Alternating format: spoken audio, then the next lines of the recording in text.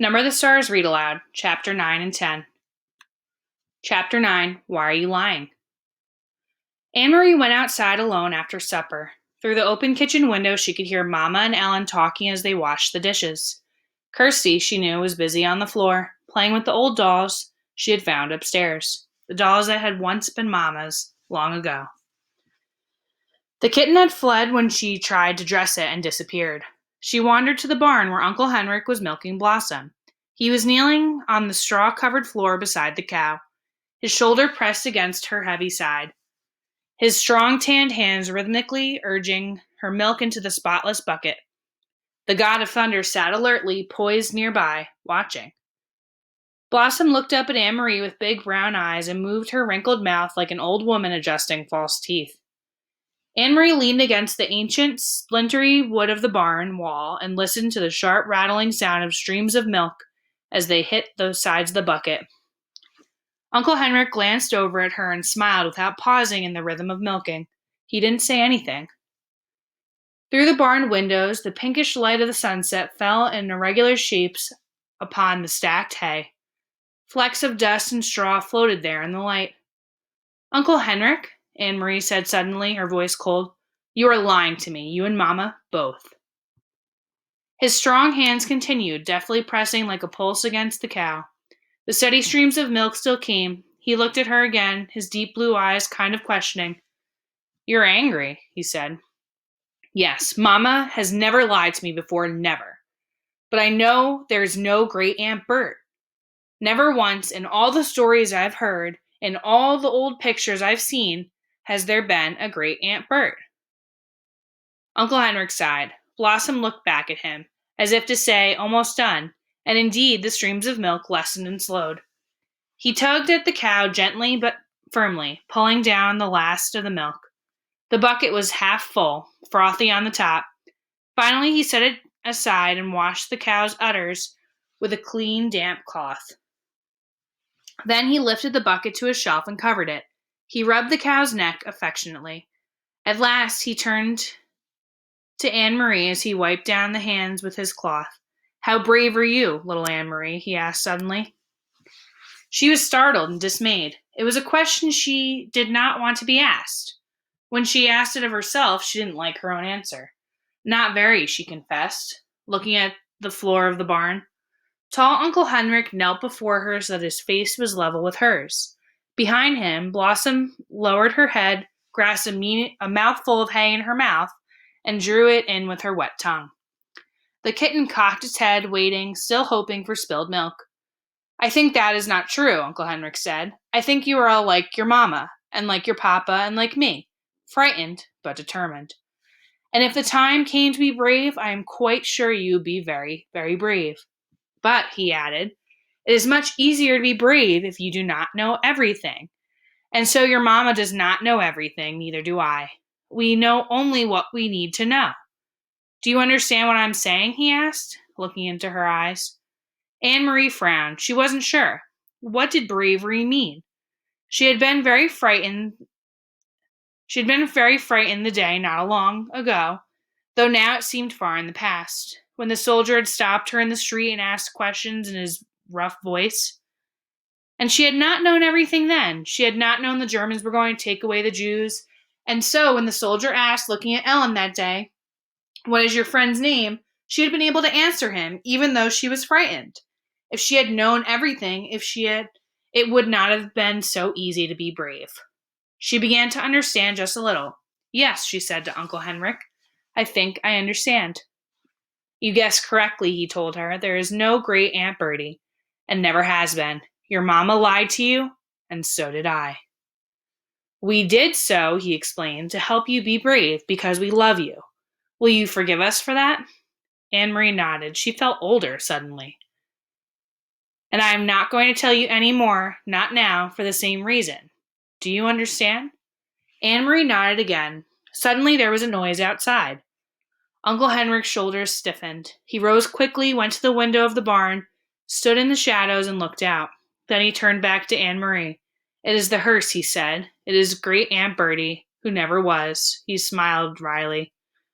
So, my little friend, it is time for the night of mourning to begin. Are you ready? Anne-Marie took her uncle's hand and he led her from the barn.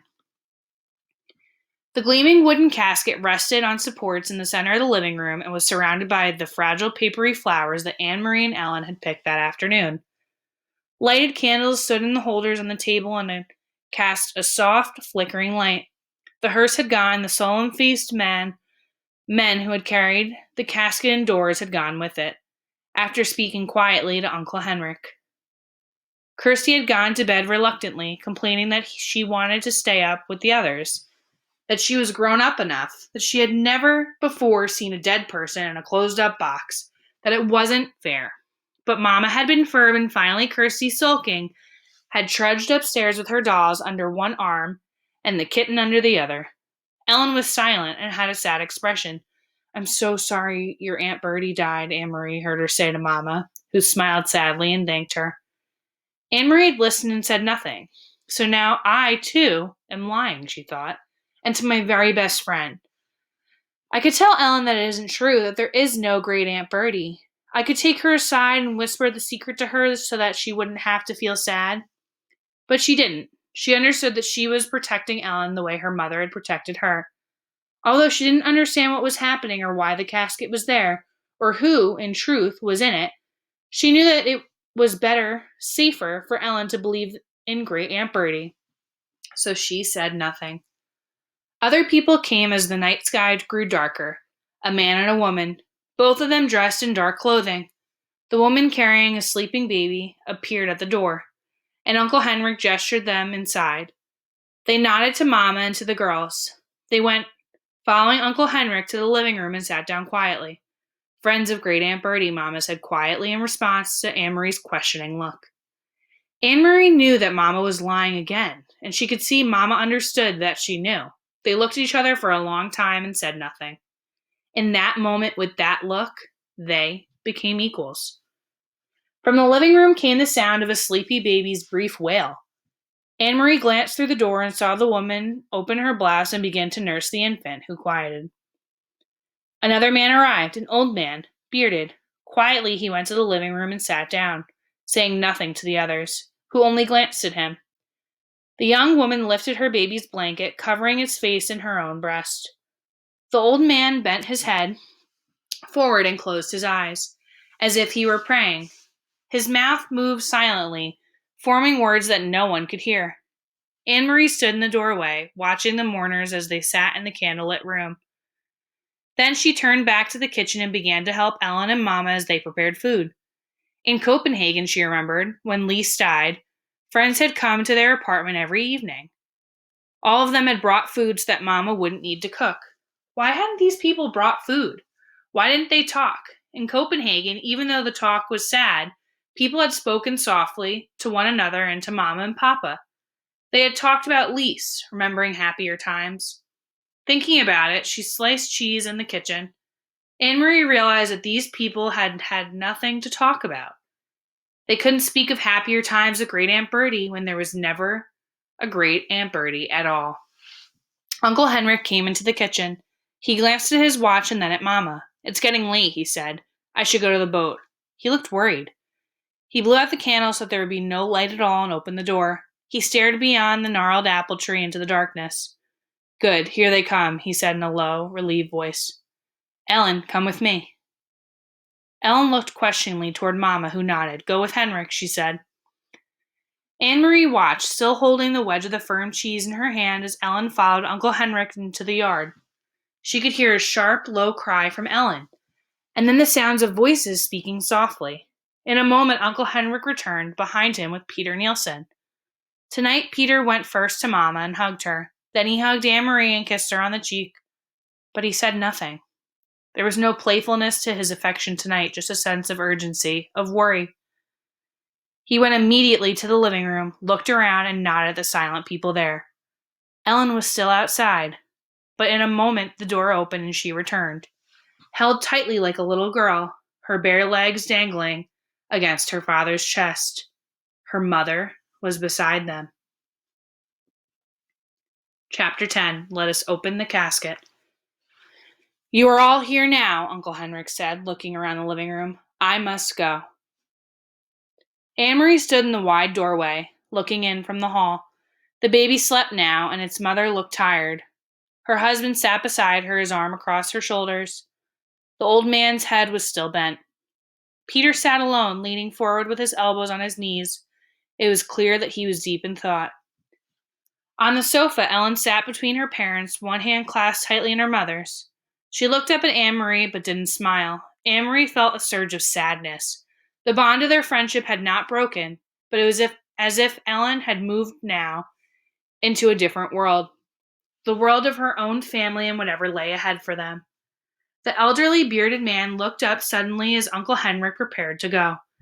God keep you safe, he said in a firm but quiet voice. Henrik nodded. God keep us all safe, he replied. Then he turned and left the room. A moment later, Anne-Marie heard him leave the house. Mama brought the teapot from the kitchen and a tray of cups. Anne-Marie helped her pass the cups around. No one spoke. Anne-Marie, Mama whispered to her in the hall, you may go to bed if you want to. It is very late. Anne-Marie shook her head, but she was tired. She could see that Ellen was too. Her friend's head was leaning on her mother's shoulder, and her eyes closed now and then. Finally, Anne-Marie went to the empty rocking chair in the corner of the living room and curled there with her head against its soft, padded back. She dozed. She was startled from her half-sleep by the sudden sweep of headlights through the sheer curtains and across the room as a car pulled up outside. The car doors slammed. Everyone in the room tensed, but no one spoke. She heard, as if in a recurring nightmare, the pounding on the door, and then the heavy, frightening, familiar statico of boots on the kitchen floor. The woman with the baby gasped and began, suddenly, to weep. The male accented voice from the kitchen was loud. We have observed, he said, that an unusual number of people have gathered at this house tonight. What is the explanation? There has been a death, Mama's voice replied calmly. It is always our custom to gather and pay our respects when a family member dies. I am sure you are familiar with our customs. One of the officers pushed Mama ahead of him from the kitchen and entered the living room. There were others behind him. They filled the wide doorway. As always, their boots gleamed. Their guns, their helmets, all of them gleamed in the candlelight. Anne-Marie watched as the man's eyes moved around the room. He looked for a long time at the casket. Then he moved his gaze, focusing on each person in turn. When his eyes reached her, she looked back at him steadily. Who died? He asked harshly. No one answered. They watched Anne-Marie, and she realized that the offer was directing the question at her. Now she knew for certain what Uncle Henrik had meant when he had talked to her in the barn. To be brave came more easily if you knew nothing. She swallowed. My great Aunt Bertie, she lied in a firm voice. The officer moved forward suddenly across the room to the casket. He placed one gloved hand on its lid. Poor great Aunt Bertie, he said in a condescending voice. I do know your customs, he said, turning his gaze toward Mama, who still stood in the doorway. And I know it is custom to pay one's respects by looking your loved one in the face. It seems odd to me that you have closed the coffin up so tightly. He held his hand in a fist and he rubbed it across the edge of the polished lid. Why is it not open? He demanded. Let us open it up and take one last look at great Aunt Bertie. Anne-Marie saw Peter across the room, stiffen in his chair, lift his chin, and reach slowly with one hand toward his side. Mama walked quickly across the room, directly to the casket, directly to the officer. You're right, she said. The doctor said it should be closed because Aunt Bertie died of typhus, and he said that there was a chance the germs would still be there, would still be dangerous. But what does he know? Only a country doctor and an old man at that? Surely typhus germs wouldn't linger in a dead person. And dear Aunt Bertie, I've been longing to see her face, to kiss her goodbye. Of course we will open the casket. I'm glad you suggested. A swift motion, the Nazi officer slapped Mama across her face. She staggered backward, and a white mark on her cheek darkened. You foolish woman, he spat. To think that we have any interest in seeing the body of your Diseased ant. Open it after we leave, he said. With one gloved thumb, he pressed a candle flame into darkness. The hot wax spattered the table. Put these candles out, he said, or pull the curtains. Then he strode to the doorway and left the room. Motionless, silent, one hand to her cheek, Mama listened. They all listened, as the uniformed men left the house. In a moment, they heard the car doors, the sound of its engine, and finally they heard it drive away. Mama! Anne-Marie cried. Her mother shook her head quickly and glanced at the open window covered only by a sheer curtain. Anne-Marie understood. There still might be soldiers outside, watching, listening. Peter stood and drew the dark curtains across the windows. He relit the extinguished candle. Then he reached for the old Bible that had always been there on the mantel. He opened it quickly and said, I will read a psalm. His eyes turned to the page that he had opened at random, and he began to read in a strong voice. Oh, praise the Lord. How good it is to sing psalms to our God. How pleasant to praise him. The Lord is rebuilding Jerusalem. He gathers in the scattered sons of Israel. It is he who heals the broken in spirit and binds up their wounds. He who numbers the stars one by one. Mama sat down and listened. Gradually, they each began to relax. Anne-Marie could see the old man across the room, moving his lips as Peter read. He knew the ancient psalm by heart. Anne-Marie didn't. The words were unfamiliar to her, and she tried to listen, tried to understand, tried to forget the war and the Nazis, tried not to cry, tried to be brave. The night breeze moved the dark curtains at the open windows. Outside, she knew, the sky was speckled with stars. How could anyone number them one by one, as the psalm said? There were too many. The sky was too big. Ellen had said that her mother was frightened of the ocean, that it was too cold and too big. The sky was too, thought Anne-Marie. The whole world was. Too cold, too big, and too cruel. Peter read on in his firm voice, though it was clear he was tired. The long minutes passed. They seemed hours. Finally, still reading, he moved quietly to the window. He closed the Bible and listened to the quiet night. Then he looked around the room. Now, he said, it is time. First, he closed the windows. Then he went to the casket and opened the lid.